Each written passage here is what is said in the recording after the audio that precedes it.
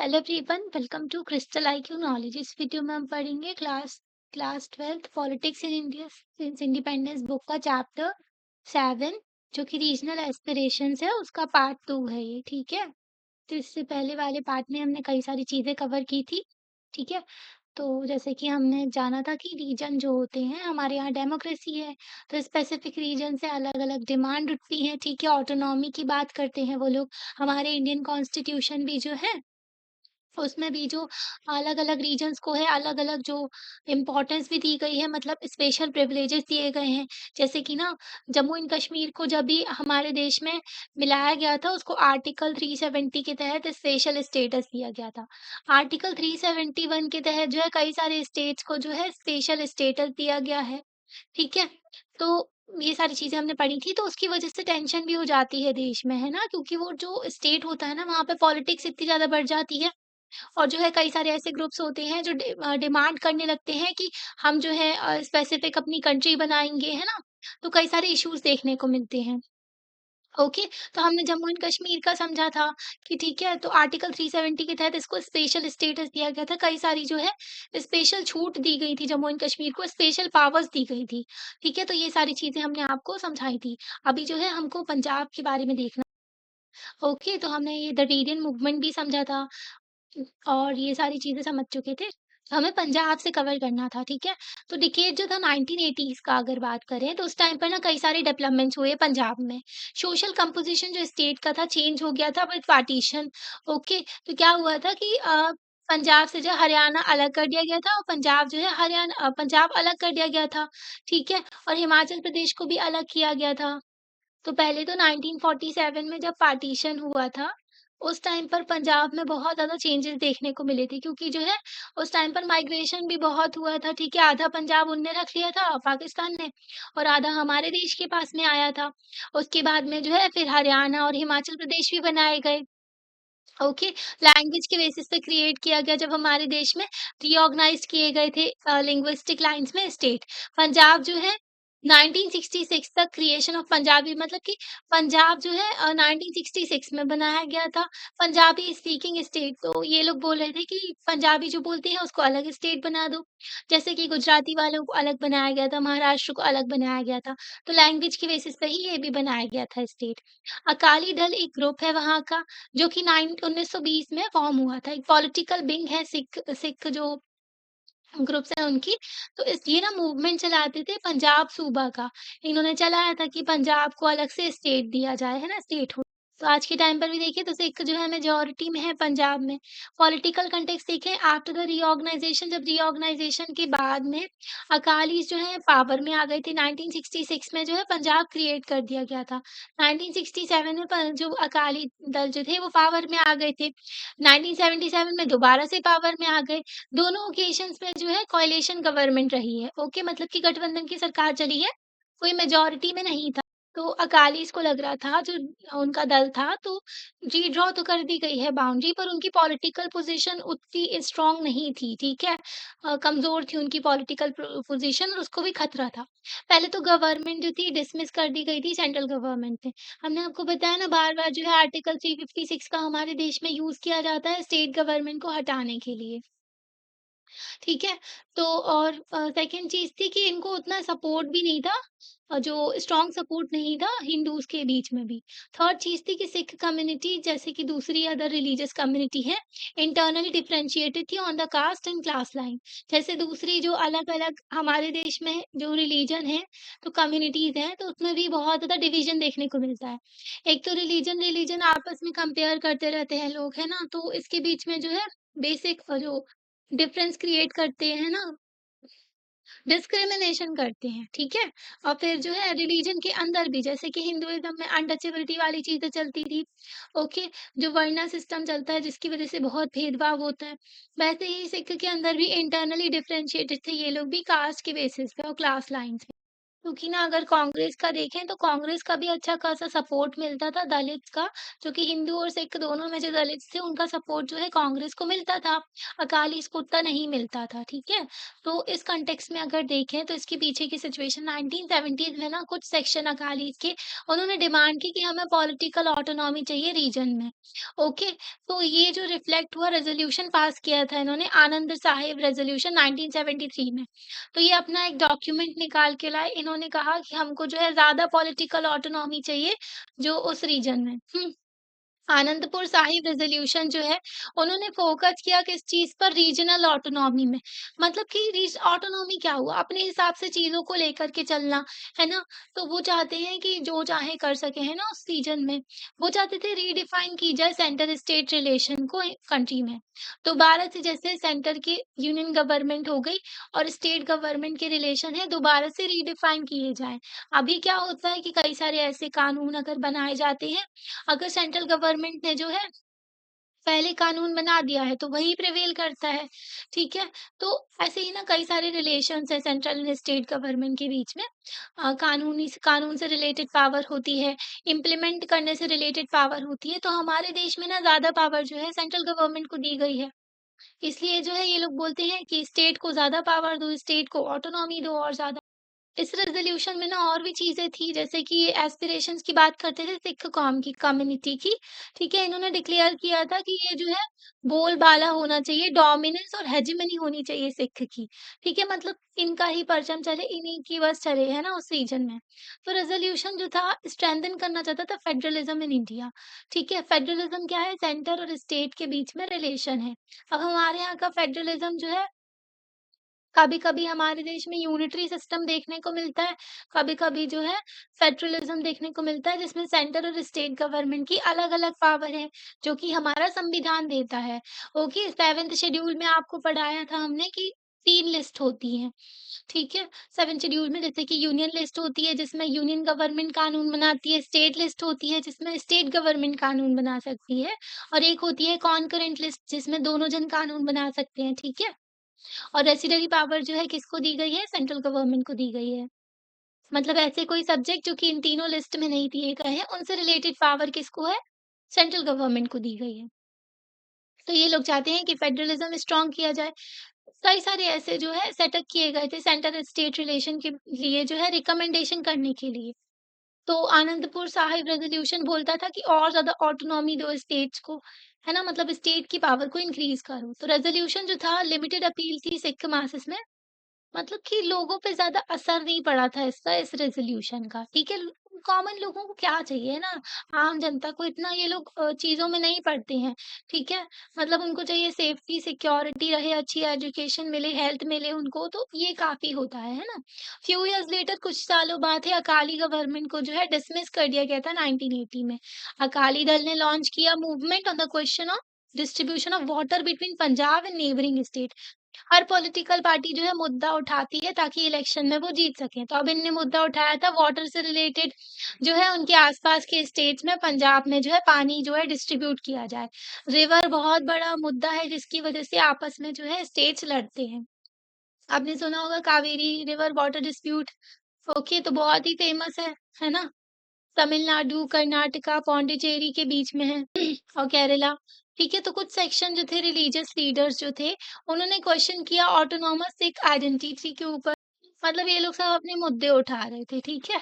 तो अलग-अलग ताकि जो है आगे लेकर चल सके चीज़ों को, है ना? तो ये मास्टर तारा सिंह हैं, तो इनके बारे में दिया हुआ ये prominent Sikh religious political leader थे, ठीक है? One of the early leader थे ये शिरोमणि गुरुद्वारा प्रबंधक कमिटी है, उसके।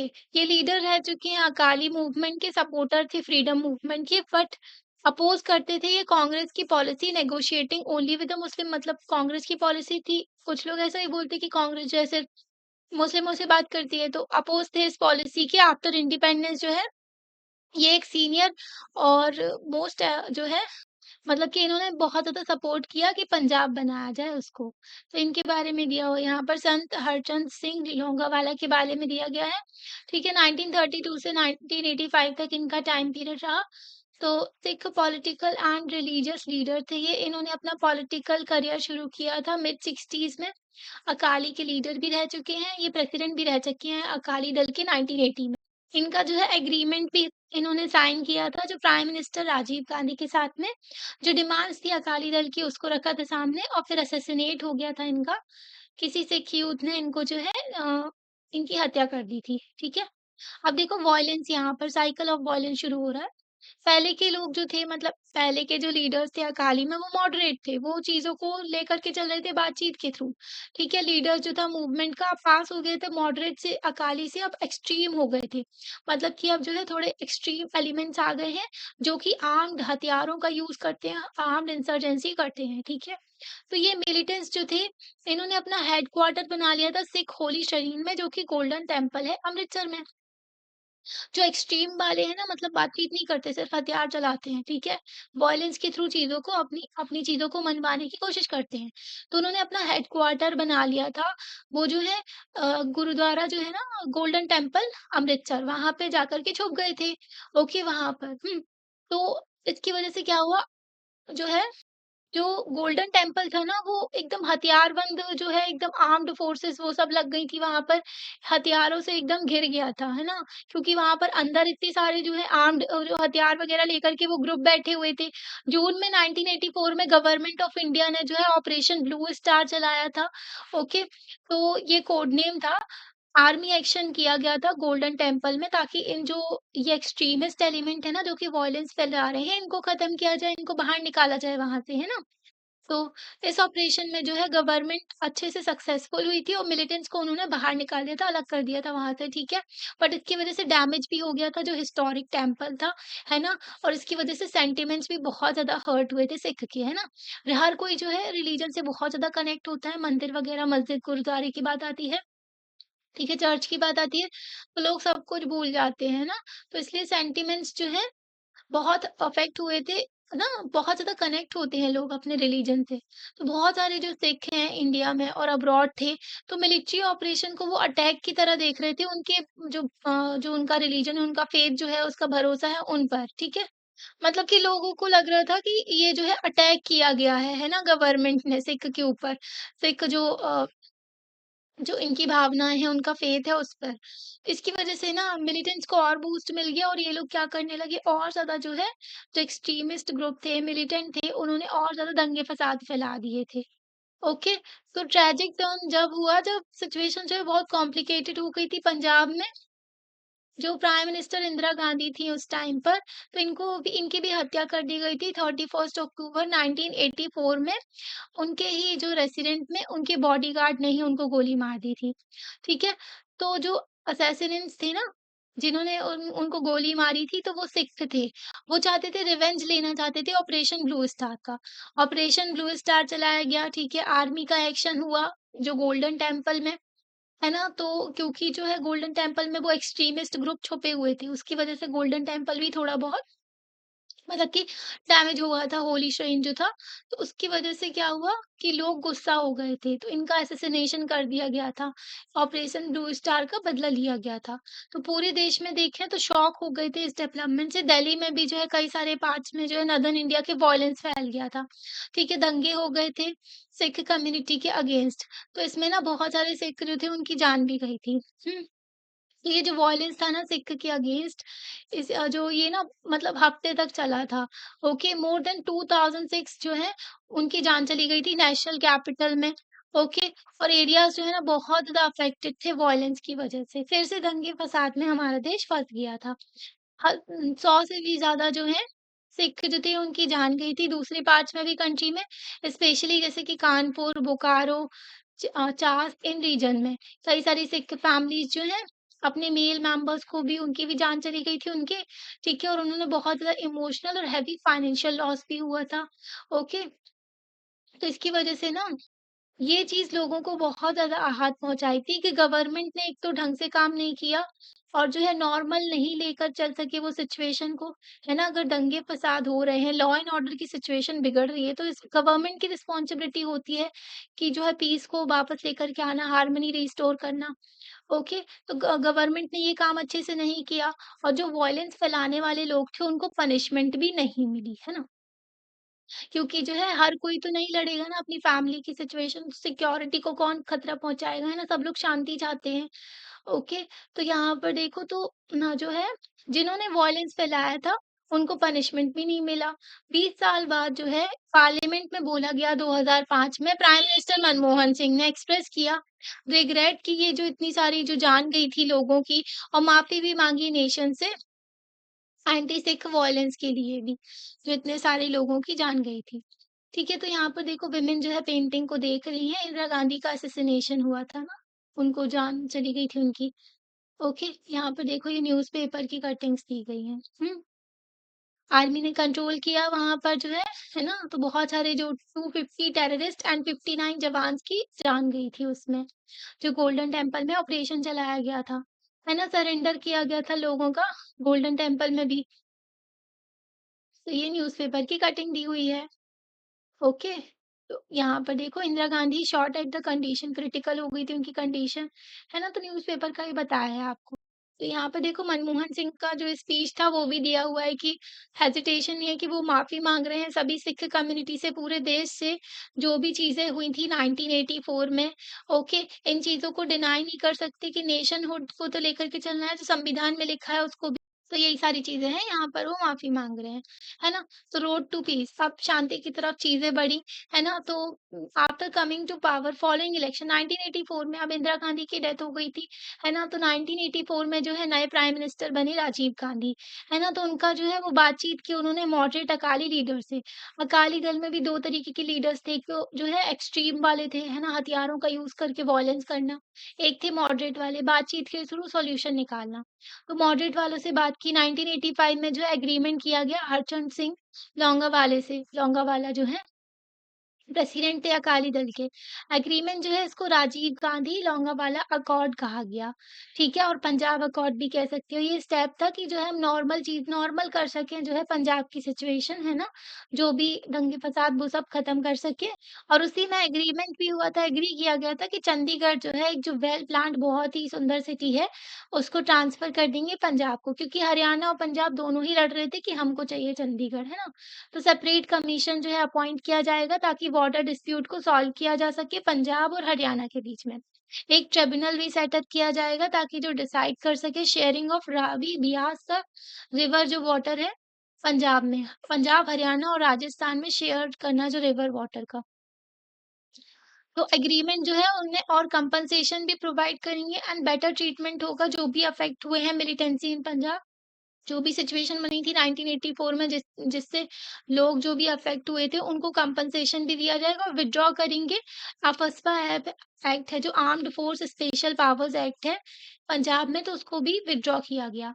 जो armed force special powers act है ना ये एक्स्ट्राऑर्डिनरी पावर्स दे देता है आर्म्ड फोर्सेस को जो हमारी आर्मी है उनको तो वो कहीं भी जो है तलाशी ले सकते हैं किसी को भी गोली मार सकते हैं ठीक है तो मतलब इंटरोगेशन के लिए किसी को भी उठा सकते हैं तो बहुत ही ज्यादा एक्सट्रीम पावर्स दे दी जाती हैं आर्मी के हाथ में जब सिचुएशन जो है सिक्योरिटी को कंसर्न होता है थ्रेट होता है देश में किसी भी एरिया में तो वहां पर अफस्पा लगा दिया जाता है पर पीस जो है इतना इज़िली नहीं आई थी पंजाब में, ठीक है? साइकिल ऑफ वॉयलेंस जो था फिर से कंटिन्यू रहा। Militancy and counter insurgency violence भी जो चलता रहा, जिसकी वज़ह से जो है ह्यूमन राइट्स का वॉयलेशन भी हुआ। ओके, निर्दोष लोगों की भी जान गई थी। पॉलिटिकली इसकी वज़ह से जो है अकाली दल जो है फ्रेगमेंट हो गया था मतलब बँट गया था। जो इनकी ग्रुप था ना वो भी बँट गया आपस में। तो सेंट्रल गवर्नमेंट जो है इम्पोज़ करती थी जो प्रेसिडेंट रूल स्टेट में, ठीक है? प्रेसिडेंट रूल जो है आर्टिकल 356 के तहत इसमें जो है पार्लियामेंट के पास में फिर पावर आ जाती है स्टेट से रिलेटेड भी। Normal electoral and political process जो है सस्पेंड कर दिया गया था, जो कि नॉर्मली नहीं इलेक्शन कंडक्ट करवाए जाते हैं, दोबारा से गवर्नमेंट फॉर्मेशन होता है। फिर वो जो है अपने रीजन के लिए, अपने स्टेट के लिए कानून वगैरह बनाते, तो वो जो है सस्पेंड कर दिया गया था। तो इतना ईज़ी नहीं था रिस्टोर करना पॉलिटिकल प्रोसेस क्योंकि उस टाइम पर जो है एटमॉस्फेयर जो था ना पंजाब में जो है वॉयलेंस वगैरह फैला हुआ था।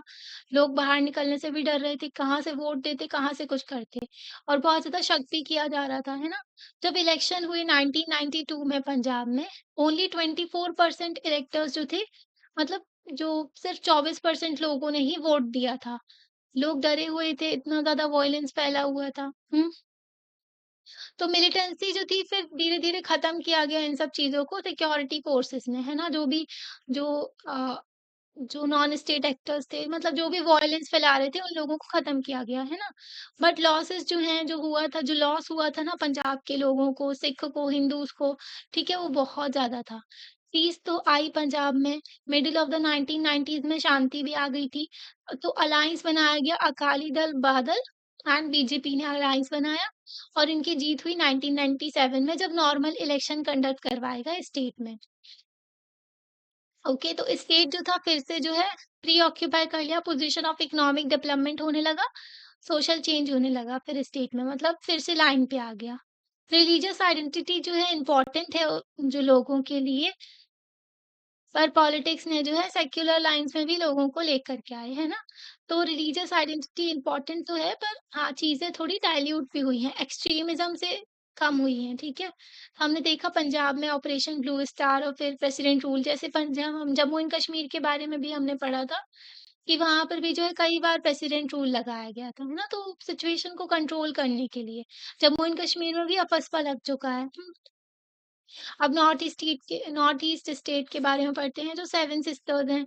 तो नॉर्थ ईस्ट में जो है रीजनल एस्पिरेशन जो है टर्निंग पॉइंट पे पहुंच गई थी 1980s में।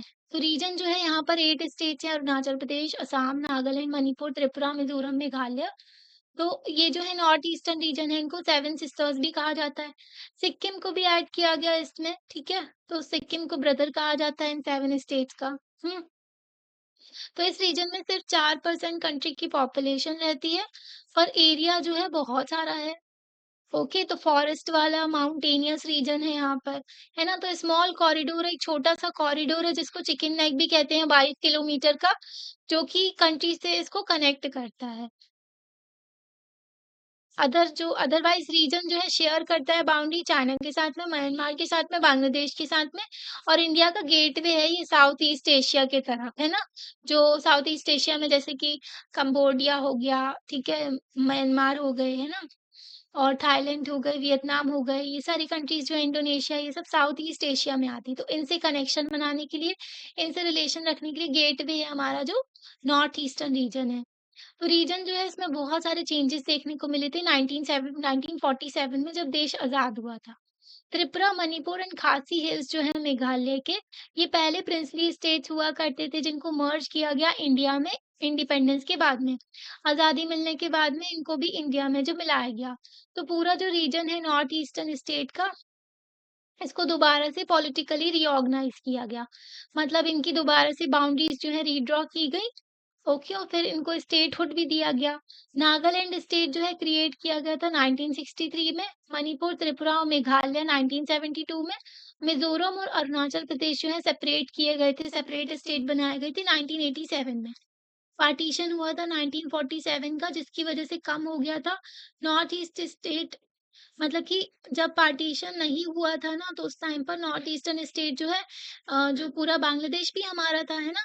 तो जो है तो पूरा कनेक्टेड था जो बे ऑफ बंगाल से, है ना? फिर पार्टीशन हो गया तो बांग्लादेश बीच में क्रिएट हो गया, जिसकी वजह से थोड़े से एरिया से मतलब थोड़ी बेवकूफ़ी भी थी कि मतलब इतना सा कॉरिडोर बस लिया आपने कनेक्ट करने के लिए नॉर्थ ईस्ट स्टेट से, थोड़ा ज़्यादा ले लेते, है ना? थोड़ी ज़्यादा जगह ले लेते। अब इतना सा है अब लोग जो है अब डरते रहती है गवर्नमेंट कि कभी चाइना आके इस कॉरिडोर को कट कर दिया तो हमारा कनेक्शन कैसे होगा नॉर्थ ईस्टर्न स्टेट से। ओके, यहाँ पे दिया हो ना ये देखो, ये जो है ये बांग्लादेश है ना? ये वाला रीजन, यहाँ पर वेस्ट बंगाल है, ये सिक्किम है ना? इतना सा एरिया है जहाँ से हम कनेक्ट है नॉर्थ ईस्टर्न स्टेट से। बांग्लादेश के साथ में रिलेशन बना कर के ऐसे जो रेलवे लाइन्स जो पहले थी उनको रिवाइव करते हैं कि दोबारा से कनेक्टिविटी हो सके, पर बांग्लादेश में एक्सट्रीमिज़्म भी बहुत पनपता है। अभी वहाँ पे जो सरकार चल रही है वो इंडिया के एकदम अगेंस्ट में है, पाकिस्तान के फ़ेवर में है। ओके, तो पॉलिटिकल सिचुएशन अलग होगी तो हम अपने जो नॉर्थ ईस्टर्न स्टेट से कनेक्ट नहीं हो पाएँगे।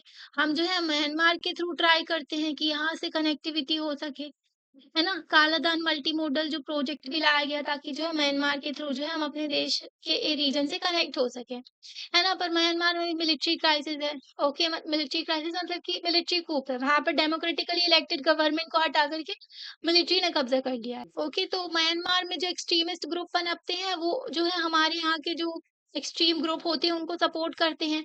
चाइना की गोद में बैठा रहता है म्यांमार। तो चाइना जो है इनको हथियार सप्लाई करता है, ये जो हमारे देश में जो एक्सट्रीम ग्रुप होते हैं उनको सप्लाई कर देते हैं, तो यहाँ पर अशांति मच जाती है। ओके, अभी जो है मणिपुर में इश्यू चल रहा है, बहुत ज़्यादा जो वॉयलेंस फैला हुआ है। कुछ तो बाहर की जो कंट्रीज़ हैं वो जो वॉयलेंस फैला देती हैं और कुछ इंटरनली भी होता है। ओके, तो आपको है ये कैपिटल्स भी पता होना चाहिए। अरुणाचल प्रदेश की ईटानगर है, असम की दिसपुर है, मेघालय की शिलांग है, ठीक है? नागालैंड कोहिमा, ओके, और मणिपुर की इम्फाल एज़ वेल जो है मिज़ोरम की। अब ये देखो लैंडलॉक हो गया ना, इतना एरिया पूरा जो है कवर कर लिया है बांग्लादेश ने इधर से इधर। पहले जो है ये जो है जो पूरी बाउंड्री थी तो वो अच्छा खासा ट्रेड भी होता था। लैंडलॉक नहीं था तो इकोनॉमी को भी बहुत सपोर्ट मिलता था।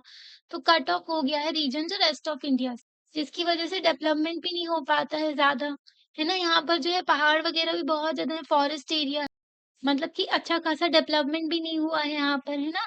और जो रोड वगैरह भी ढंग से नहीं बनी हुई है, ठीक है? बिल्डिंग मतलब कि डेवलपमेंट हुआ नहीं है। अब जो है हमारा देश बहुत ज़्यादा फोकस कर रहे हैं कि नॉर्थ ईस्टर्न रीजन को भी डेवलप करना है। ठीक है, यहाँ की पॉलिटिक्स भी थोड़ा जो है इंसुलेटेड है, ठीक है? मतलब अलग सी रह गई है, अलग से कट गया ना पूरा, देखो ना इतना सा एरिया बस कनेक्टेड है, इतना फोकस भी नहीं करते। अब तो जो है पॉलिटिकल लीडर वहाँ पर विज़िट करने लगे हैं, जैसे कि प्राइम मिनिस्टर गए थे, पहले तो वो भी नहीं जाते थे, है ना? तो प्रेज़िडेंट लेवल पे गवर्नमेंट जो है ज़्यादा फोकस दे रही है। ओके, तो सेम टाइम अगर देखें स्टेट जो है इस रीजन में कई सारे डेमोग्राफिक चेंजेस भी हुए हैं। बहुत सारे माइग्रेंट्स का भी इन्फ्लक्स हुआ है बाजू के स्टेट और कंट्री से। जैसे अभी देखो म्यांमार में जो है रोहिंग्या क्राइसिस हुआ। रोहिंग्या एक कम्युनिटी है, उनको म्यांमार की आर्मी ने मार-मार के भगाया, तो वो लोग कहाँ आएँगे? वो लोग आएँगे हमारे नॉर्थ ईस्टर्न स्टेट में और बांग्लादेश में गए। तो जो है हमारे यहाँ जो है ऑलरेडी इतनी पॉपुलेशन है, ऊपर से बाहर के लोग और एंटर हो रहे हैं। बांग्लादेश में जब 1971 की वॉर हुई थी, तो बहुत सारे लोगों को मारा जा रहा था यहाँ पर। ईस्ट पाकिस्तान, वेस्ट पाकिस्तान के ऊपर जुल्म कर रहा था। मतलब कि नहीं, वेस्ट पाकिस्तान, बांग्लादेश तो पहले ईस्ट पाकिस्तान था, है ना? तो इसके ऊपर जो है सॉरी हाँ, मतलब ईस्ट पाकिस्तान ही था बांग्लादेश, तो उसके ऊपर जो है वेस्ट पाकिस्तान ने अटैक किया था। तो यहाँ से बहुत सारे लोग जो है यहाँ मेघालय, असम इस तरफ जो है भाग कर के घुस गए थे। ये माइग्रेशन की वजह से ना बहुत ज़्यादा सिचुएशन जो सिक्योरिटी का भी इश्यू हो जाता है, बाहर से कोई एंटर हो रहा है, उनके पास ना खाने को है, ना कुछ है, तो उनको पैसे दे कर के किसी क्राइम में भी इंडल्ज किया जा सकता है ना? तो ऐसी सिचुएशन देखने को मिलती है। तो ये माइग्रेंट्स का भी इश्यू निकल के आता है नॉर्थ ईस्टर्न रीजन में। आइसोलेशन हो गया रीजन का, ज़्यादा डेवलपमेंट नहीं है, ठीक है? माउंटेनियस रीजन है, ओके? इसकी वजह से ना नई-नई जो डिमांड्स निकल के आती हैं, ठीक है? बैकवर्डनेस भी है यहाँ पर, उतना डेवलपमेंट नहीं है। ओके, तो कई सारी जो स्टेट्स से डिमांड निकल के आती है नॉर्थ ईस्ट स्टेट से, ठीक है? तो स्पेशल स्टेटस भी दिया गया है यहाँ पर। ओके, तो कई सारे स्टेट्स को दिया गया है यहाँ पर स्पेशल स्टेटस और 6th शेड्यूल है स्पेशली जिसमें 4 स्टेट्स आते हैं, ठीक है? मेघालय, असम, ओके, मिज़ोरम और त्रिपुरा, ठीक है? तो ये जो है 6th शेड्यूल में स्पेशली इनको जो है अपना एडमिनिस्ट्रेशन करने का और सारे जो लॉ वगैरह बनाने का स्पेशल इनको जो पावर दी गई है। ठीक है? यहाँ पर ट्राइबल एडवाइजरी काउंसिल होती है, जो कि सारे डिसीजन लेती है इनसे रिलेटेड। तो वास्ट इंटरनेशनल बॉर्डर है, यहाँ पर देखो पूरी म्यांमार से बॉर्डर है, यहाँ पर देखो चाइना से है। चाइना तो अरुणाचल प्रदेश को अपना एरिया क्लेम करता है, कहता है तिब्बत का पार्ट है। ठीक है? तो ऐसी चीज़ें भी देखने को मिलती हैं। वीक कम्युनिकेशन है नॉर्थ ईस्टर्न स्टेट के साथ में रेस्ट ऑफ द इंडिया का उतना कम्युनिकेशन भी नहीं रहता है। ओके, तो ये सिचुएशन ना चैलेंजेस क्रिएट करती हैं। अब प्रेज़ेंट लेवल पे ज़्यादा इन्वॉल्वमेंट होने लगा है, हम अपने देश को लेकर के चल रहे हैं, पर पहले बहुत कम हुआ करता था। तो ये जो इश्यूज़ हैं ना डोमिनेट करते हैं पॉलिटिक्स में नॉर्थ ईस्टर्न स्टेट की, जैसे कि डिमांड करते हैं ऑटोनॉमी की, ओके ज़्यादा पावर की। यहाँ पर ज़्यादा ट्राइबल कम्युनिटीज़ अलग-अलग ट्राइबल कम्युनिटी रहती हैं। जैसे कि नागालैंड में नागा ट्राइब रहती है, मेघालय में गारो ट्राइब भी रहती है। ओके, तो ऐसे कई सारी ट्राइबल कम्युनिटी जैसे मणिपुर में कुकीज़ हो, ठीक है? तो अलग-अलग जो ट्राइबल कम्युनिटी रहती है। मूवमेंट जो होता है मतलब कि जो आउटसाइडर्स आते हैं ना, उनके अगेंस्ट भी मूवमेंट किया जाता है। बोडो अकॉर्ड भी साइन किया गया था 1985 में, ठीक है? क्योंकि ना जो बहुत सारे बांग्लादेशी भी एंटर हो गए थे जो असम में, तो उनको बोला गया था कि वापस भेज दो। तो अब वो जो है वहाँ पर सेटल हो गए हैं, तो ये इश्यूज़ भी देखने को मिलते हैं। मेजर इनिशिएटिव फर्स्ट जो इश्यू लिया गया था 1970s में, ठीक है? ताकि जो है ड्रामेटिक डेवलपमेंट जो था मतलब कि इश्यूज़ देखने को मिले थे, जो कि देखने को मिला। तो अभी हम वही चीज़ें समझेंगे। पहले तो डिमांड फॉर ऑटोनॉमी हम समझते हैं। तो इंडिपेंडेंस के बाद में ना सारा का सारा region except Manipur and Tripura तो इसको असम में मिला दिया गया था। मतलब कि मिला नहीं दिया गया था, इंडिपेंडेंस के टाइम पर ना मणिपुर एंड त्रिपुरा अलग थे, बाकी सारा का सारा रीजन जो है असम हुआ करता था, ठीक है? इतना बड़ा रीजन हुआ करता था। होम डायनेस्टी का रूल रहता था पहले असम में, ठीक है? तो डिमांड्स थी पॉलिटिकल ऑटोनॉमी की, नॉन असामीज़ एरिया थे, तो वो उनको लगता था कि असम गवर्नमेंट ना उनके ऊपर असामी लैंग्वेज इम्पोज़ कर रही है, फ़ोर्स कर रही है उनको असामी लैंग्वेज के लिए, ठीक है? बोलने के लिए। तो जो नॉन असामीज़ एरिया थे, वो चाहते थे कि ऑटोनॉमी मिले उनको। तो ये ना अपोज़िशन होता था, प्रोटेस्ट हुए, दंगे भी हुए स्टेट्स में। असम में पूरे, ठीक है? मणिपुर एंड त्रिपुरा को छोड़ के पूरा का पूरा रीजन असम था। लीडर्स थे बड़ी-बड़ी ट्राइबल जो मेजर ट्राइबल कम्युनिटीज़ थी, वो चाहते थे कि वो सेपरेट हो जाएँ असम से। अभी देखो ना, पहले अरुणाचल प्रदेश हो गया, नागालैंड हो गया, ठीक है? मणिपुर हो गया मणिपुर नहीं, मिज़ोरम, ये सब असम का ही पार्ट थे, मेघालय, बाद में इनको अलग कर दिया गया, है ना? तो ये जो है पूरे ईस्टर्न इंडिया ट्राइबल यूनियन इन्होंने फॉर्म कर ली थी इन ग्रुप्स ने और लेटर ये ट्रांसफॉर्म हो गए थे into the comprehensive all party hill leaders conference 1960। ये लोग क्या डिमांड कर रहे थे कि हमको सेपरेट स्टेट दे दो, है ना? अलग निकालो असम से। तो ये डिमांड कर रहे थे ट्राइबल स्टेट को निकालो असम से। फाइनली जो है वन ट्राइबल स्टेट बनाया गया, देन सेवरल स्टेट्स बनाए गए असम से, ठीक है? तो डिफरेंट पॉइंट ऑफ टाइम में सेंट्रल गवर्नमेंट ने क्रिएट किया मेघालय को, मिज़ोरम को, अरुणाचल प्रदेश को असम से। त्रिपुरा एंड मणिपुर जो है उनको अपग्रेड किया गया और उनको स्टेटहुड दिया, ठीक है? स्टेट्स के पास में ज़्यादा पावर होती है, स्टेट अपने रिलेटेड जो डिसीज़न होते हैं खुद लेते हैं, है ना? तो कई सारी जो पावर्स आती हैं, अगर आप स्टेट बन जाते हैं सॉरी आप नहीं मतलब कि वो रीजन स्टेट बन जाता है तो। Reorganisation of the north eastern state का जो एक्ट लाया गया था 1972 का उसमें जो है रीऑर्गनाइज़ किया उनको, उनकी पॉलिटिकल बाउंड्री दोबारा से डिफाइन की गई, ठीक है? तो ऑटोनॉमी की डिमांड फिर भी खत्म नहीं हुई, तब भी डिमांड करते रहे वो। असम में फॉर एग्जांपल कम्युनिटीज़ जैसे कि बोडो हो गई, कार्बीज़ हो गए, डिमसा हो गए, ये जो है सेपरेट स्टेट चाहते हैं। ये काम कर रहे हैं ताकि जो डिमांड करते हैं, ठीक है, पब्लिक ओपिनियन को जो है चेंज करते हैं और लोगों को बताते हैं अपनी बातें, ठीक है। पॉपुलर मूवमेंट चलता है इंसर्जेंसी के थ्रू, कई सारे जो ग्रुप्स हैं वो तो हथियार भी उठा लेते हैं, अपनी डिमांड्स करते हैं ऑटोनॉमी के लिए। ऑफ़न सेम एरिया जो है ये लोग क्लेम करते हैं, मतलब एक एरिया को जो है कई सारी कम्युनिटी क्लेम कर रही हैं, जिसकी वजह से कॉन्फ्लिक्ट हो जाता है नॉर्थ ईस्टर्न स्टेट में, अशांति हो जाती है, ठीक है। तो इतना पॉसिबल नहीं है कि हम बहुत छोटे-छोटे स्टेट बना दें। ऑलरेडी छोटे हैं, है ना? अभी भी हमारे देश में 28 स्टेट है, तो और छोटे नहीं बना सकते, ओके?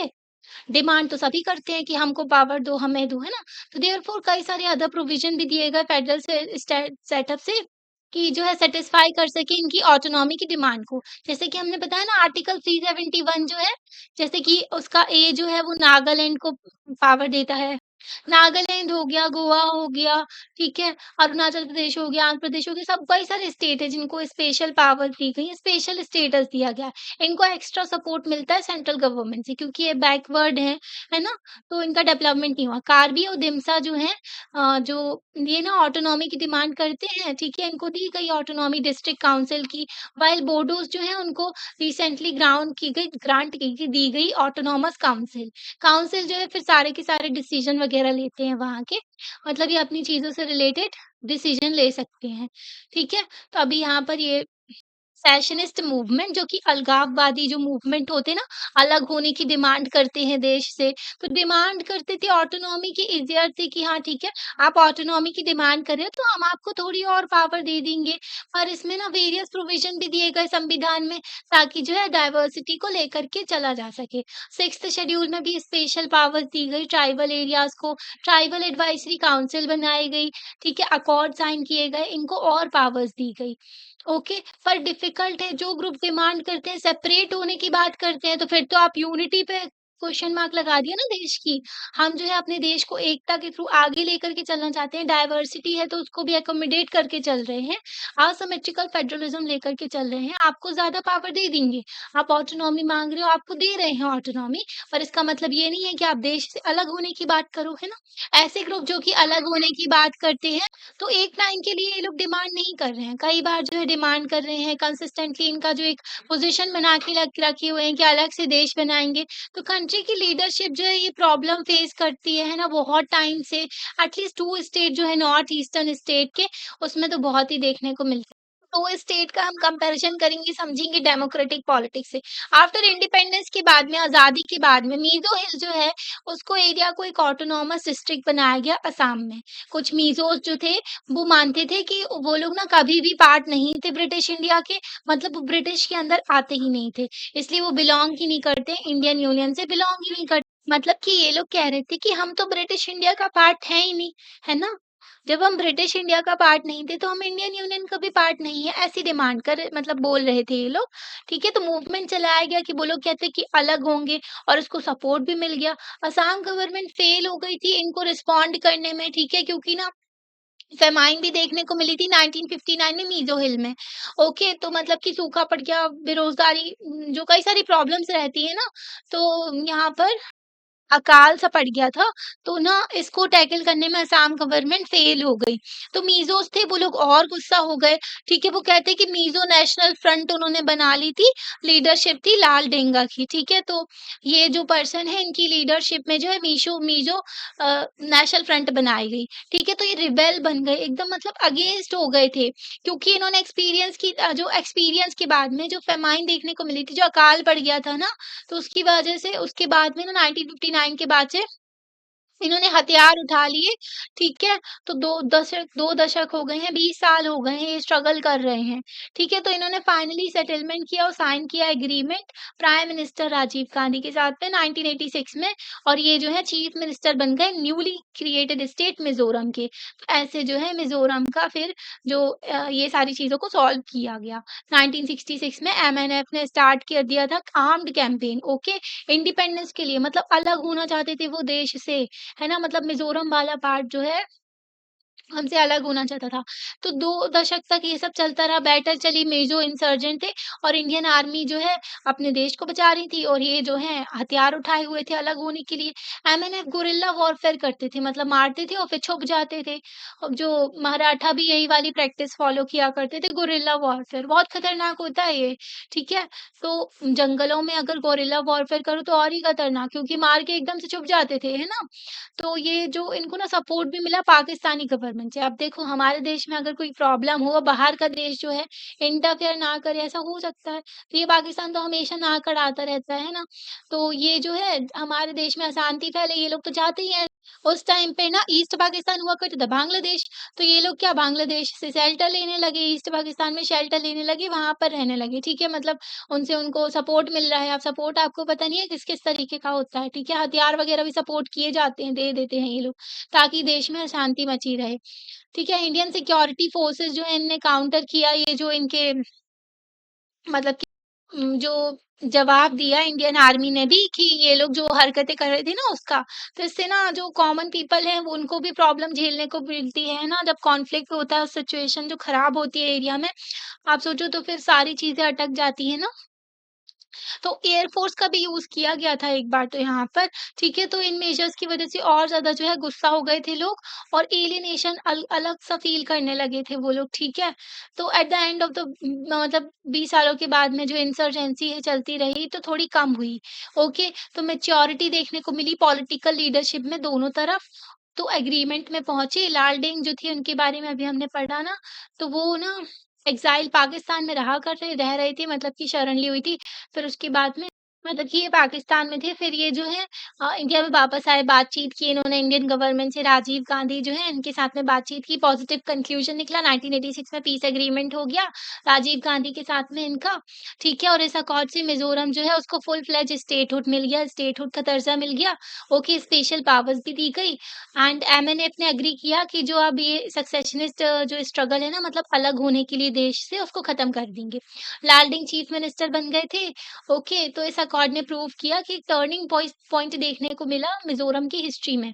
अब वो देश का इंटीग्रल पार्ट थे, ओके, और जो अशांति थी वो शांति में भी बदल गई थी, है ना? तो मिज़ोरम एक पीसफुल प्लेस जो बन गई, ओके। और उसके बाद में जो है लिटरेसी वगैरह और डेवलपमेंट वगैरह भी होने लगा वहाँ पर। स्टोरी देखते हैं अब नागालैंड की, सिमिलर है मिज़ोरम से ही, एक्सेप्ट इट स्टार्टेड बहुत ही पहले से शुरू हो गई थी नागालैंड की स्टोरी तो, ओके। और अभी भी इसकी हैप्पी एंडिंग नहीं हुई है। तो आगामी ज़ापू फिज़ो जो थे, सेक्शन थे ये नागा से, तो इन्होंने डिक्लेयर कर दिया था इंडिपेंडेंस चाहिए इनको इंडिया से, मतलब या अलग होना चाहते थे देश से 1959 में, ठीक है। फिज़ो जो थे ये जो लीडर थे, इन्होंने जो कई सारे ऑफर्स थे इनको नहीं माना बातचीत के, मतलब कि ये ना बातचीत नहीं करना चाहते थे। नागा नेशनल काउंसिल जो है लॉन्च की उन्होंने, आर्म्ड स्ट्रगल, हथियार उठा लिए थे, मतलब कि ये अलग होना चाहते थे, तो यही था, हथियार उठा लेते थे अपने ही देश के खिलाफ। ओके, तो वॉयलेंट देखने को मिली चीज़ें। कि क्या हो तो कुछ सेक्शंस जो थे नागा के, उन्होंने एग्रीमेंट भी साइन किया था गवर्नमेंट के साथ में, पर उसको एक्सेप्ट नहीं किया। रेबेल जो थे ना, जो लोग चाहते थे कि अलग हो जाएँ, अलग से हमें पावर मिले, है ना? तो प्रॉब्लम नागालैंड में अभी भी है और फाइनल सॉल्यूशन अभी भी नहीं निकला है। तो वहाँ पर अभी भी ये इंसर्जेंट मूवमेंट चलता है। मूवमेंट्स अगेंस्ट आउटसाइडर, ये भी एक मेजर प्रॉब्लम है। तो बहुत सारा माइग्रेशन देखने को मिलता है नॉर्थ ईस्टर्न रीजन में, जिसकी वजह से स्पेशल काइंड ऑफ प्रॉब्लम निकल के आती है। लोकल कम्युनिटीज़ जो हैं, तो जो बाहर से आते हैं ना लोग, जो माइग्रेंट्स हैं, उनकी वजह से एक तो अपने कल्चर को लेकर के लोग कॉन्शियस हो जाते हैं कि हमारे कल्चर को डाइल्यूट करेंगे ना, मिक्सअप हो रहे हैं। तो ये सब चीज़ें भी निकल के आती हैं और बाहर से आ रहे हैं, अब उनको पास में ना खाना है, ना कपड़े हैं, ना एम्प्लॉयमेंट है। ओके, तो हमारी चीज़ों को ले लेंगे, तो ऐसा भी कंसर्न निकल के आता है, ठीक है? तो इंडिया से देखें, अब्रॉड से देखें, मतलब कि कहीं से भी अगर जाते हैं ना नॉर्थ ईस्टर्न रीजन में, तो वो समझते हैं कि ये इनक्रोचर्स हैं, जो हमारी जो कम रिसोर्स है, जैसे चीज़ की हमारी ज़मीन है, हमारे जो कॉम्पिटिटर बन जाएँगी, एम्प्लॉयमेंट। अगर कोई बाहर से आ रहा है, तो वो भी एम्प्लॉयमेंट के लिए स्ट्रगल करेगा ना, कि हमको भी जॉब चाहिए, तो कॉम्पिटिशन और बढ़ जाएगा, है ना? एम्प्लॉयमेंट अपॉर्च्युनिटीज़ और पॉलिटिकल पावर, ये सब चीज़ें कॉम्प्रोमाइज़ होंगी फिर, हाँ? तो इश्यू निकल के आता है पॉलिटिकल, मतलब कि पॉलिटिकल इश्यू भी बना है ये, कभी-कभी तो वॉयलेंट भी हो गया कई सारे स्टेट्स में, नॉर्थ ईस्टर्न स्टेट में, जो बाहर के लोग एंटर करते हैं। असम में मूवमेंट चलाया गया था 1979 से 1985 में। बेस्ट एग्ज़ाम्पल देखने को मिलता है अगेंस्ट आउटसाइडर्स, ठीक है? असामीज़ एक सस्पेक्ट किए थे कि बहुत सारे इल्लीगल बंगाली मुस्लिम सेटलर्स थे जो बांग्लादेश से आए, असम में एंटर हुए थे। तो उनको लग रहा था कि जो फॉरेन नेशनल्स हैं ये, इनको जो है वापस भेज दो। मतलब कि ये लोग अगर इनको भेजा भेजा नहीं जाएगा ना, तो जो हमारे मतलब इंडिजीनियस जो असामीज़ लोग हैं, जो पहले से असम में रह रहे हैं, वो लोग कम नंबर में हो जाएँगे, ये लोग ज़्यादा नंबर में हो जाएँगे, ठीक है? अगर आप इनको नहीं भेजोगे तो। ओके, और इकोनॉमिक इश्यूज़ भी देखने को मिल रहे थे। तो बहुत ज़्यादा गरीबी भी थी और अनएम्प्लॉयमेंट भी थी असम में। डिस्पाइट हमारी जो नेचुरल रिसोर्सेज़ तो थी, ऑयल थी, टी था, कोल था, ये नेचुरल रिसोर्सेज़ तो है, फिर भी जो है अनएम्प्लॉयमेंट, पॉवर्टी देखने वैसे भी जो है नॉर्थ ईस्टर्न स्टेट उतने डेवलप्ड नहीं थे। ऊपर से माइग्रेंट्स का इश्यू निकल के आ रहा है, जो बाहर से एंटर कर रहे हैं, है ना? अभी देखो यूएस कितना ज़्यादा पॉलिसीज़ लेकर के चल रहा है, इल्लीगल माइग्रेंट्स के खिलाफ ऐसा उनको भगा रहे हैं, है ना? तो अपने देश के लोगों के ऊपर हर देश फ़ोकस करता है, ये कोई नई बात नहीं है, ठीक है? तो ऐसा फ़ील किया गया कि ये जो है असम की जो चीज़ें हैं, असम की जो बेनिफिट्स, जो रिसोर्सेज़ हैं, वो सब बाहर भेजे जा रहे हैं और असम के लोगों को कोई बेनिफिट ही नहीं हो रहा है। 1979 में ऑल असम स्टूडेंट्स यूनियन जो है, तो एक स्टूडेंट्स ग्रुप है, ये एफ़िलिएटेड नहीं है, किसी पार्टी से ये जुड़ा नहीं है, बस स्टूडेंट्स का ग्रुप है। इन्होंने एंटी फॉरेनर जो मूवमेंट चलाया, मूवमेंट जो है अगेंस्ट था, जो इल्लीगली हमारे देश में घुसते थे, अगेंस्ट डोमिनेशन ऑफ बंगालीज़ जो बांग्लादेशी हमारे देश में एंटर हुए थे ना, अदर आउटसाइडर्स हैं वो लोग सब। तो ये फॉल्टी वोटर्स रजिस्टर किए जाते थे। ओके, तो लाखों इमिग्रेंट्स थे जो आए हुए थे, उनकी भी वोटर लिस्ट बना दी गई थी। तो मूवमेंट जो है डिमांड करता था इन आउटसाइडर्स जो एंटर हुए ना स्टेट में 1951 के बाद में जो भी एंटर हुए हैं, उनको वापस भेजा जाए। ये एगिएशन जो था, ये प्रोटेस्ट जो चल रहा था ये सब, तो कई सारे नोबल मेथड इन्होंने यूज़ किए ठीक है? और कई सारे सेक्शंस जो असामी पीपल्स के थे, इनको सपोर्ट भी मिला स्टेट में भी कि हाँ, बाहर के लोगों को वापस भेजो, ठीक है? तो इसमें कई सारे ट्रेजिक एंड वॉयलेंट इंसिडेंट भी देखने को मिले, जिसकी वजह से जो है बहुत सारी प्रॉपर्टी भी लॉस हुई और लोगों की जानें भी गईं। मूवमेंट जो था इसने ब्लॉकेड करने की कोशिश की थी, जो ट्रेन्स वगैरह हैं, ठीक है? और supply of oil from Assam to Bihar refineries. Assam से जो है ऑयल सप्लाई होता है बिहार रिफाइनरीज़ में, उसको भी स्टॉप करने की कोशिश की थी। इवेंचुअली 6 साल बाद जो है ये जो सिचुएशन थी तो राजीव गांधी लेड गवर्नमेंट, राजीव गांधी थे उस टाइम पर प्राइम मिनिस्टर, तो इन्होंने बातचीत की जो स्टूडेंट्स के जो ग्रुप से उनके लीडर से, जिसकी वजह से एक असम अकॉर्ड साइन किया गया 1985 में। इस एग्रीमेंट के अकॉर्डिंगली जो फॉरेनर्स हैं जो भी असम में आए थे ड्यूरिंग और आफ्टर द बांग्लादेश वॉर के बाद में जो भी आए और जो है उसके वॉर के टाइम पर आए तो उन सभी को आइडेंटिफ़ाई किया जाएगा और उनको वापस उनके देश में भेजा जाएगा, ठीक है? तो सक्सेसफुल कंप्लीशन हो गया मूवमेंट का। ये जो ग्रुप था और असोम गण संग्राम परिषद ने ऑर्गनाइज़ किया अपने आप को एक रीजनल पॉलिटिकल पार्टी की तरह और असोम गण परिषद कहा गया उसको, ठीक है? ये पावर में आई 1985 में इन्होंने प्रॉमिस किया कि जो भी फॉरेन नेशनल वाली प्रॉब्लम है ना, ठीक है? और जो भी इश्यू है उसको सॉल्व किया जाए और एक जो है गोल्डन असम हम बना कर के चलेंगे, लेके चलेंगे अपने असम को, तो ऐसी बात की इन्होंने। असम अकॉर्ड जो है पीस लेकर के आया, ठीक है? तो फेज़ जो था पॉलिटिक्स का असम में उसमें भी चेंजेज़ आए, ठीक है? बट इससे प्रॉब्लम सॉल्व नहीं हुई इमिग्रेशन की। जो इश्यू है ना आउटसाइडर्स का अभी भी चलता है, ओके? तो ये इश्यू बना ही हुआ है असम की पॉलिटिक्स में और कई सारे अदर प्लेसेस में नॉर्थ ईस्टर्न स्टेट में। तो ये मेजर इश्यू है, ठीक है? तो ये जो प्रॉब्लम है बहुत ही मतलब चली आ रही है, ओके? त्रिपुरा में भी है। इन त्रिपुरा तो जो ओरिजिनल इन्हेबिटेंट्स है ना, जो पहले से हमेशा से जो त्रिपुरा में रहते आए हैं, तो वो ना रिड्यूस्ड हो गए हैं। माइनॉरिटी बची है बस, उनमें कम नंबर में हो गए हैं वो लोग। अपनी ही ज़मीन में कम नंबर में हो गए हैं, ठीक है? तो सेम फीलिंग जो है इस फीलिंग की वज़ह से ना लोग जो है अनफ्रेंडली हो जाते हैं, पसंद नहीं करते हैं बाहर के लोगों को। लोकल पॉपुलेशन जो है हॉस्टाइल है, जो चकमा रिफ्यूजीज़ आए थे ना मिज़ोरम में अरुणाचल प्रदेश में, बांग्लादेश से चकमा जो एक ग्रुप है, तो कम्युनिटी है, तो उनको भी बांग्लादेश से निकाला गया, तो वो हमारे देश में माइग्रेट करके आए थे। तो ये भी इश्यू निकल के आता है। तो ये देखो असम समझौता, तो ये अकॉर्ड के बारे में बताया गया है, ठीक है? तो इससे शांति आई थी, पर ये जो है सॉल्व नहीं हुआ अभी तक ये इश्यू। अब देखो सिक्किम का मर्जर, इंडिपेंडेंस के टाइम पर सिक्किम एक प्रोटेक्टोरेट बना था इंडिया का, ठीक है? मतलब कि प्रोटेक्शन प्रोवाइड कर रहे हैं हम सिक्किम को। इसका मतलब था कि ये पार्ट नहीं था इंडिया का, सिर्फ ना तो इंडिया का पार्ट था, ना ही फुली सोवरेन कंट्री था।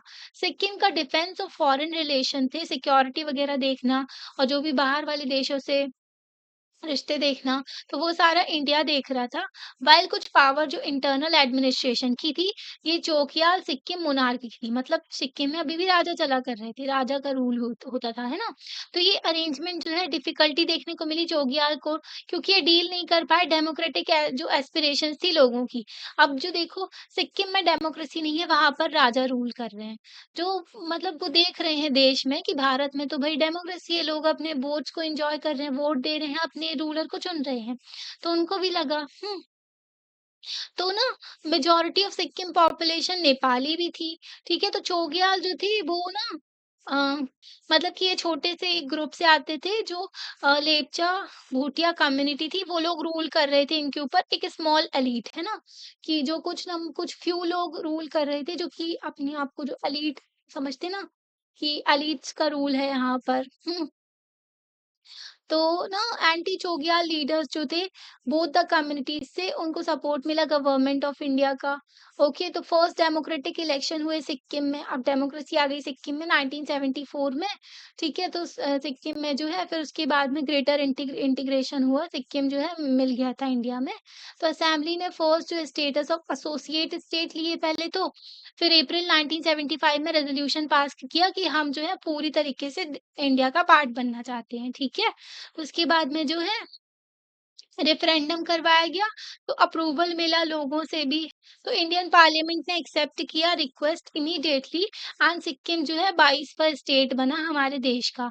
चोग्याल जो थे वो एक्सेप्ट नहीं कर रहे थे, क्यों? अपनी पावर छोड़ना चाहेंगे ना, कई सारे राजा महाराजा थे हमारे देश में जो अपनी पावर नहीं छोड़ना चाहते थे, ठीक है? क्योंकि अगर जो है डेमोक्रेसी आ गई तो इनका काम तो खत्म ना राजा महाराजा का, ये तो हेरिडिटरी रूल करते थे, राजा का बेटा राजा वाला, है ना? तो चोग्याल एक्सेप्ट नहीं कर रहे थे इस मर्जर को एंड उनके जो सपोर्टर्स थे बोल रहे थे कि गवर्नमेंट ऑफ इंडिया ने गलत तरीके से फोर्स को यूज करके जो है सिक्किम को अपने अंडर कर लिया है। तो मर्जर को एन्जॉय कर रहे थे, पॉपुलर सपोर्ट भी मिल रहा था, ठीक है? तो सिक्किम की पॉलिटिक्स में ऐसा डिवीजन वाला ऐसी चीज़ें नहीं देखने को मिली थी, ठीक है? वहाँ के लोग भी चाहते थे भारत में मिलना। Okay, accommodation and national integration. तो ये जो केसेज़ हमने देखे हैं, इवन आफ्टर 75 इयर्स ऑफ 75 साल आज़ादी के बाद में भी ऐसे इश्यूज़ देखने को मिलते हैं हमारे देश में नेशनल इंटीग्रेशन के, ठीक है? अभी भी सॉल्व नहीं हुए हैं। नॉर्थ ईस्टर्न स्टेट में भी, ये स्टेट में जो माइग्रेशन की प्रॉब्लम भी अभी देखने को मिलती है। जो रीजनल एस्पिरेशंस है ये डिमांड होता है, ठीक है? तो डिमांड रही स्टेटहुड की, फिर इकोनॉमिक डेवलपमेंट की, फिर ऑटोनॉमी, फिर सेपरेशन की बात करने लगे, तो मतलब ये डिमांड ना बढ़ती जाती है और डिमांड ये कहाँ तक पहुँच जाती है, ठीक है? तो अलग होने की बात करने लगते हैं।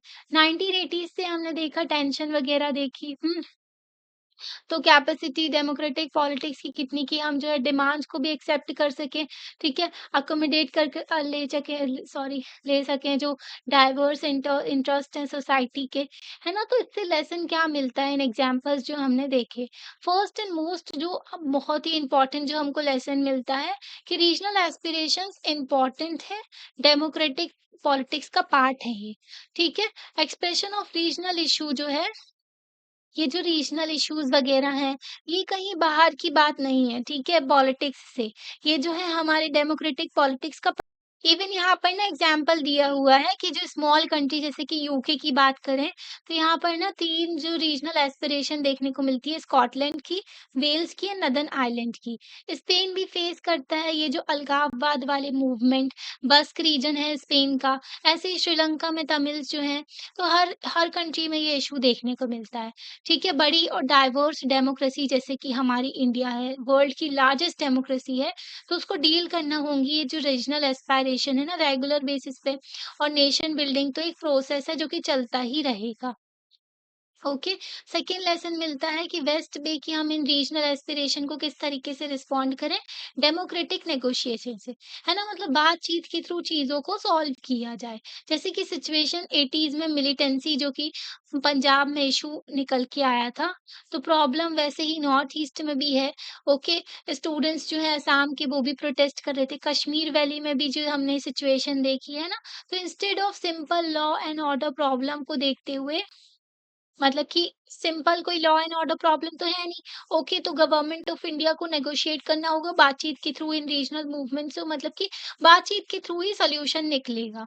तो इसकी वजह से जो है फिर बातचीत हुई, चीजें सॉल्व हो गई, तो टेंशन कम हो गई कई सारे रीजन में। जैसे कि एग्जाम्पल हमने मिजोरम का देखा है ना, तो पॉलिटिकल सेटलमेंट हो गया, तो प्रॉब्लम जो है सेपरेटिज्म की उसको सॉल्व कर लिया गया। ओके, थर्ड लेसन मिलता है कि जो सिग्निफिकेंस पावर शेयरिंग का, कि पावर को शेयर करो, है ना? तो ये सफिशिएंट नहीं है कि आपने फॉर्मल डेमोक्रेटिक स्ट्रक्चर तो बना दिया। बिसाइड जो ग्रुप और पार्टीज है रीजन में, तो उनको पावर भी देनी होगी स्टेट लेवल पर। तो स्टेट को स्पेसिफिक पावर दी जाती है। सिमिलरली इतना काफ़ी नहीं है कि स्टेट है जो उस रीजन जो की बात कर रहे हैं हम, तो उनको ऑटोनॉमी दे दी जाए उन मैटर्स में। ओके, तो रीजन जो है, मतलब कि जो रीजन है उनको ऑटोनॉमी है उनके मैटर में, क्योंकि अलग-अलग सारे के सारे जो रीजन हैं, सारे के सारे स्टेट से ही तो पूरा भारत बना है ना, है ना? तो रीजन जो है शेयर करते हैं, डिसाइड करें destiny of the nation. Region ही तो डिसाइड करेंगे कि आगे का भविष्य क्या रहेगा हमारे देश का, है ना? अगर रीजन्स जो है उनको शेयर नहीं दिया जाएगा नेशनल लेवल की डिसीजन मेकिंग में, तो फीलिंग ऑफ इनजस्टिस और एलियनेशन उनको फील होगा, ठीक है? मतलब उनका भी तो से होना चाहिए कि वो भारत के है ना, तो उनको अपने रीजन को डेवलप करना है, साथ-साथ देश को भी आगे लेकर के चलना है। ओके, तो फीलिंग ऑफ इनजस्टिस ना हो। चौथा लेसन है कि रीजनल इम्बैलेंस जो होता है इकोनॉमिक डेवलपमेंट में कंट्रीब्यूट करता है फीलिंग ऑफ रीजनल डिस्क्रिमिनेशन। जैसे कि अगर आप बात करो ना तो बिहार की सिचुएशन देखो, वहां पर करप्शन ज्यादा है, तो वहां पर डेवलपमेंट का भी इशू देखने को मिलता है, वहां पर कुछ भी ढंग का नहीं देखने को मिलता है ना, बहुत ही करप्शन है। और वहाँ पर ना हॉस्पिटल ना कुछ भी चीज़ें ढंग की नहीं देखने को मिलती, ठीक है? क्राइम रेट भी रहता है। और अगर केरला का देखिए वहाँ पर लिटरेसी वगैरह, साउथ में तमिलनाडु वगैरह, तो वहाँ पर अच्छा खासा डेवलपमेंट है ना? तो वो स्टेट आगे लेकर के चल रहे हैं अपनी चीज़ों को। यहाँ पर करप्शन है, चीज़ों को खाया जा रहा है। तो ये क्या होता है, इम्बैलेंस देखने को मिल रहा है इकोनॉमिक डेवलपमेंट में। एक स्टेट तो बहुत ज़्यादा डेवलप्ड है और एक स्टेट बिल्कुल नहीं डेवलप्ड, जैसे कि डेवलप्ड कंट्री और डेवलपिंग कंट्री में देखने को मिलता है ना, तो इसकी वजह से रीजनल डिस्क्रिमिनेशन वाली फीलिंग आ जाती है। तो रीजनल इम्बैलेंस जो है इंडिया के डेवलपमेंट में एक्सपीरियंस किया गया है, क्योंकि कुछ स्टेट जो है अच्छे से पॉलिसीज को लेकर के चले, वहां पर अच्छे से डेवलपमेंट हुआ, पर कुछ स्टेट में करप्शन चीजों को खा गया। तो नेचुरली बैकवर्ड स्टेट्स हैं और बैकवर्ड रीजन जो है, वो जो स्टेट्स हैं ना फील करते हैं बैकवर्डनेस, ठीक है? तो उनको एड्रेस करना होगा प्रायोरिटी बेसिस में, और पॉलिसीज बनानी होंगी इंडियन गवर्नमेंट को, ताकि जो है जो ये इम्बैलेंस वगैरह जो है इनको खत्म किया जा सके, है ना? और जिसकी वजह से इम्बैलेंस हुआ है उस पॉलिसी को टारगेट करना होगा, ओके सपोर्ट करना होगा, ताकि जो है ये रीजनल इम्बैलेंस जो है ना इसको खत्म किया जा सके। अगर स्टेट गरीब रहते रहेंगे, अगर कुछ स्टेट जो है गरीब होते रहेंगे और कुछ जो स्टेट्स है बहुत ही ज़्यादा डेवलप होते रहेंगे, तो उसकी वजह से रीजनल इम्बैलेंस होगा और इंटर रीजनल माइग्रेशन भी होगा। तो जो मतलब कि जैसे कि लोग नहीं रूरल एरिया से अर्बन एरियाज में जो है माइग्रेट करते हैं, वैसे ही जो है डेवलप्ड स्टेट में माइग्रेट करते हैं लोग, जाते हैं वहां पर, क्योंकि उनको अपनी जिंदगी अच्छी चाहिए, है ना? तो फाइनली जो है अप्रिशिएट करना होगा जो दूरदृष्टि थी ना हमारे संविधान बनाने वालों की, कि इन क्वेश्चन को भी डील किया उन्होंने डाइवर्सिटी से रिलेटेड। तो हमारे यहाँ जो है ना असिमेट्रिकल फेडरलिज्म देखने को मिलता है। इंडिया एक फ्लेक्सिबल अरेंजमेंट दिया, कुछ स्टेट को है ज़्यादा पावर भी दी गई, कुछ स्टेट को जो है स्पेशल प्रिविलेजेस दिए गए, ओके, ताकि उनका ज़्यादा मतलब कि जो बैकवर्ड है उनको थोड़ा सपोर्ट किया गया। जैसे नहीं, जो बैकवर्ड स्टूडेंट्स होते हैं उनको रिजर्वेशन के थ्रू सपोर्ट किया जाता है। तो कई सारे स्टेट्स हैं उनको इक्वल पावर्स हैं, ठीक है? कुछ स्टेट को स्पेशल प्रोविज़न दिए गए, जम्मू एंड कश्मीर को इनका प्रोविज़न तो मतलब कुछ ज़्यादा ही मतलब अलग था। पर हाँ, नॉर्थ ईस्टर्न स्टेट्स को भी दिए गए। आर्टिकल 370 जो है स्पेशल प्रोविजन था जम्मू एंड कश्मीर का, जिसको एब्रोगेट किया गया, मतलब खत्म कर दिया गया 2019 में। सिक्स्थ शेड्यूल जो है कॉन्स्टिट्यूशन का, ये अलाउ करते हैं डिफरेंट ट्राइब्स है वो कंप्लीट कर सके ऑटोनॉमी वगैरह, मतलब सिक्स्थ शेड्यूल में ना ऑटोनॉमी दी गई है ट्राइबल एरियाज को। मेघालय, ठीक है, मिजोरम, त्रिपुरा और असम, ये 4 स्टेट्स आते हैं सिक्स्थ शेड्यूल में। इनको ऑटोनॉमी दी गई है, इनकी ट्राइबल एडवाइजरी काउंसिल होती है। ये अपने कल्चर को, अपनी प्रैक्टिसेस को आगे लेकर के चल सकते हैं, अपने लिए कानून बना सकते हैं, ठीक है?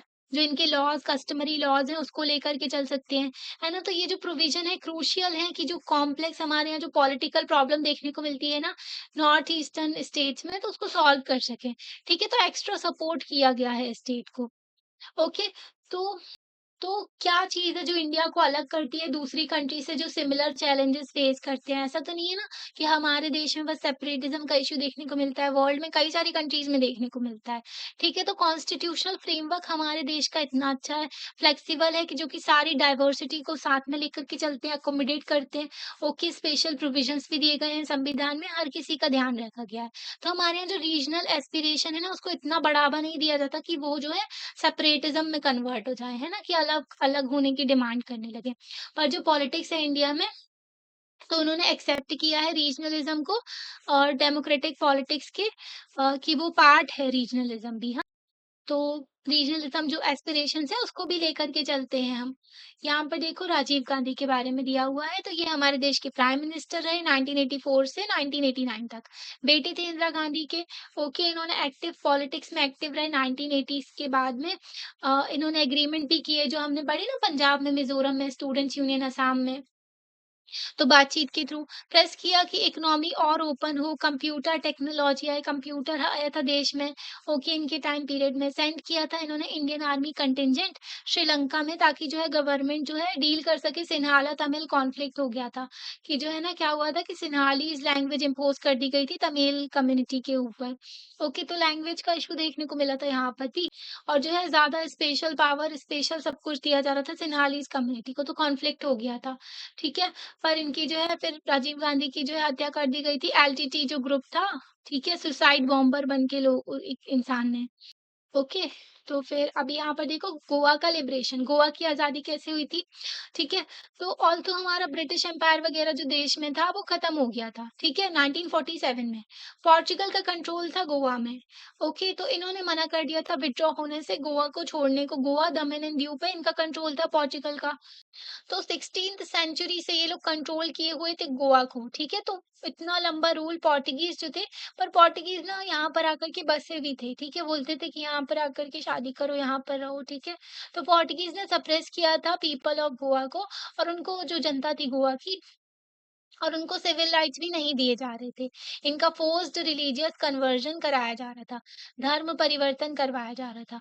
आफ्टर इंडिया की जो आज़ादी के बाद में इंडियन गवर्नमेंट ने कोशिश की कि पेशेंटली परस्यूएड करें, मतलब मना लें, ठीक है, पोर्टुगीज़ गवर्नमेंट कि आप चले जाओ, है ना? आज़ादी के बाद आपको बोला, शांति से बोल रहे हैं चले जाओ, वरना बाद में जो है हाथ उठेगा, है ना? तो देयर स्ट्रॉन्ग पॉपुलर मूवमेंट को देखने को मिला गोवा की फ्रीडम के लिए, ठीक है? तो ये बढ़ता गया। सोशलिस्ट सत्याग्रही जो थे महाराष्ट्र से, फाइनली दिसंबर 1961 में गवर्नमेंट ऑफ इंडिया ने फिर हाथ उठाया, है ना? आर्मी भेजी जिसने लिबरेट किया, फिर टेरिटरीज़ जो भी कब्ज़े में थी, जो पोर्टुगीज़ ने कब्ज़ा करके रखा था, ठीक है? 2 दिन के एक्शन में गोवा, दमन एंड दीव जो है, फिर यूनियन टेरिटरी बनाया गया इनको, ठीक है? तो फिर अनदर कॉम्प्लिकेशन जो है देखने को मिली। महाराष्ट्रवादी गोमक पार्टी जो थी, ये सेक्शन था जो कि डिज़ायर करते थे कि गोवा जो है मराठी स्पीकिंग एरिया जो है उसको मर्ज कर दिया जाए महाराष्ट्र के साथ। पर कई सारे जो गोवा के लोग जो थे उनकी सेपरेट गोवा की आइडेंटिटी थी, कल्चर था, वो की और कोंकणी लैंग्वेज बोला करते थे। तो उनकी भी अलग वो लेकर के चल रहे थे यूनाइटेड गोवा पार्टी, तो यहाँ पर 2 पॉलिटिकल पार्टी आपस में भिड़ गई, है ना? तो जनवरी 1967 में सेंट्रल गवर्नमेंट ने स्पेशल ओपिनियन पोल करवाया। ओके, तो गोवा के लोगों से पूछा कि क्या डिसाइड करें, क्या वो महाराष्ट्र में ज्वाइन होना चाहते हैं या फिर सेपरेट रहना चाहते हैं। तो रेफरेंडम लाइक प्रोसीजर था, जिसमें जो लोग थे ना उन लोगों की विश पूछी गई। तो मेजोरिटी ने वोट किया कि वो जो है अलग रहना चाहते हैं महाराष्ट्र से। तो गोवा जो है यूनियन टेरिटरी रहा, फिर 1987 में इसको स्टेट बना दिया गया इंडियन यूनियन का, ठीक है? तो ये हो गया गोवा का। अभी चैप्टर हो गया है कंप्लीट। आपको कैसा लगा आप लाइक करके बता सकते हो, चैनल को सब्सक्राइब भी कर सकते हो और अपने फ्रेंड्स के साथ में शेयर भी कर सकते हो। थैंक यू, फिर मिलते हैं नेक्स्ट चैप्टर में।